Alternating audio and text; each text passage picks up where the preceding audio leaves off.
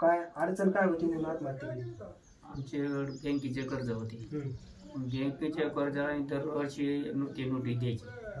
द्यायच्यानंतर त्यांनी याचे व्यवहारी पैसे काढल्यानंतर ते व्यवहारी पैसे आमच्या व्यापाराला बुडून गेल्यानंतर ते बँकेचं पुन्हा नोटीस आली. मी त्याला म्हणायचो आपल्याला कर्ज भरायचं आहे. कर्ज भरायचं म्हणल्यानंतर त्यांनी व्याजाने पैसे काढले. व्याजाने पैसे काढल्यानंतर खत बी आणायला हे पैसे उडून गेल्यानंतर त्याला माघारी पैसे द्यायला काय आणि बँकेचे जर लोन भराव तर पुन्हा नाफाडीमुळे आपल्याला ते पुन्हा देत नव्हती. शिबिरमुळे आपल्याला ते पुन्हा कर्ज देत नव्हती. हा, बँकेने आम्हाला सांगितलं की तुम्ही जरी भरलं तरी शिबिर तुमच्या ह्याच्यामुळं नाफाडीमुळं तुम्हाला डबल करणं आम्ही देणार नाही.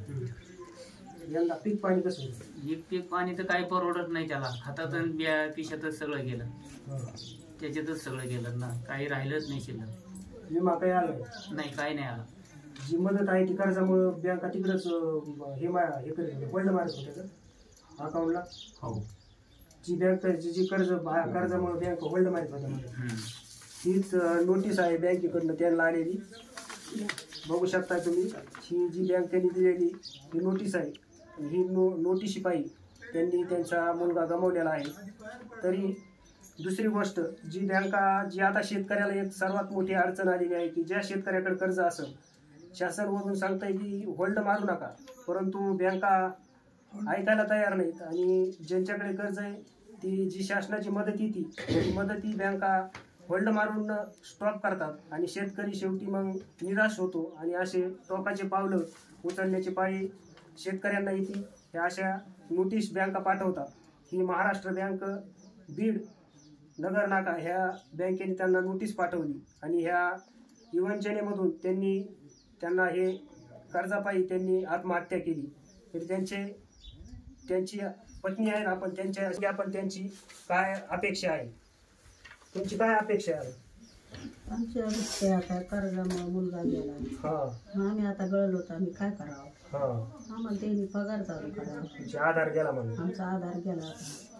त्याच्या मुलाबाळाला शिक्षण करावं, आम्हाला काही घरकुल द्यावा, त्यांनी आम्हाला मदत करावं ना सरकारने. सांभाळणारा नसल्यानंतर आम्ही काय करावं? यावर्षी पीक पाणी काही चांगलं झालं नाही का? पीक पाणी तर नाही आलं चांगलं, म्हणून मुलगा डोक्यात घेतलं ना पीक पाणी आलं नाही. कर्ज भरायला पीक पैसाच नाही तर काय करायचं? सावकाराचं कर्ज पुन्हा बँकेचं कर्ज कसं भरावं पाहिजे? भरायला नसल्यामुळे नोटीस आल्यामुळे टेन्शन घेतलं. आता ते आम्हाला सोडून गेला, आम्ही कसं? सरकारने आम्ही मदत करायलाच पाहिजे.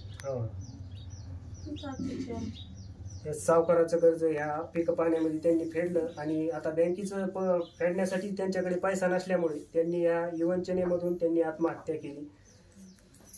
तरी त्यांना किती आपत्ती किती त्यांनी? 2, एक मुलगा आणि एक मुलगी. आता त्यांनी त्या मुलांसाठी शासनाकडनं काय अपेक्षा केली? आमच्या मुलांना शिकावं, शिक्षणाचा खर्च द्यावा, एवढीच अपेक्षा आमची. तरी हे आहेत त्यांच्या आई आणि वडिलांच्या अपेक्षा. कारण त्यांची आईची आणि वडिलांच्या जी आधार होता पुढच्या येणाऱ्या काळातला भविष्याचा, तो आधार हिरवून घेतल्यामुळे या ठिकाणी शासनाने आता त्यांना आधार द्यावा आणि काहीतरी मदत करावं एवढी त्यांच्या आई आणि वडिलांची अपेक्षा आहे. तरी हे जास्तीत जास्त शासनाने दखल घेऊन बँकेला कुठंतरी एक नोटीस द्यावी शासनाने की येणारी मदत असेल, कर्जमाफी असेल, हे शासनाची कर्जमाफी शासनाची तुम्हाला मिळाली नाही का? इथून नाही, कधीच फायदा झाला नाही. शासनाची कर्ज आम्हाला माफ झालंच नाही. मग आता कर्जमाफी म्हणून काय अपेक्षा? मग तेवढं आमचं बँकेचं तेवढं त्यांनी कर्ज माफ करा. तरी शासनाने शेतकऱ्याचं जी आश्वासन दिलं होतं ते आश्वासन आता येणाऱ्या काळात शासनाने पूर्ण करावं आणि अशा जी वारंवार शेतकऱ्यांच्या आत्महत्या होत्या ह्या कुठंतरी आता थांबल्या पाहिजे आणि भरीव अशी चांगल्या पद्धतीने शासनाने तरतूद करावी आणि शेतकऱ्यांना एक आधार द्यावा. एवढं त्यांच्या पत्नी, आपण त्यांच्या पत्नीशी संवाद साधू. त्यांनी आत्महत्या कशामुळे केली? कर्जामुळे. आता तुम्हाला काय अपेक्षा काय आहे? मग रडू नका. आता रडू नको. मग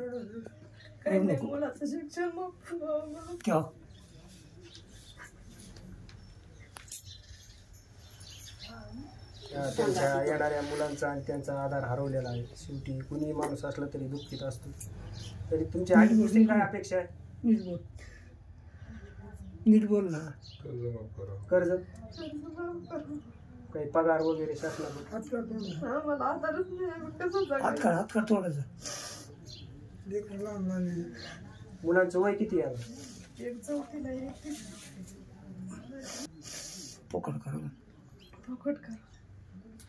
तुम्हाला काही पगार वगैरे घरकुल? आम्हाला आधारच काहीतरी पाहिजेच ना आम्हाला.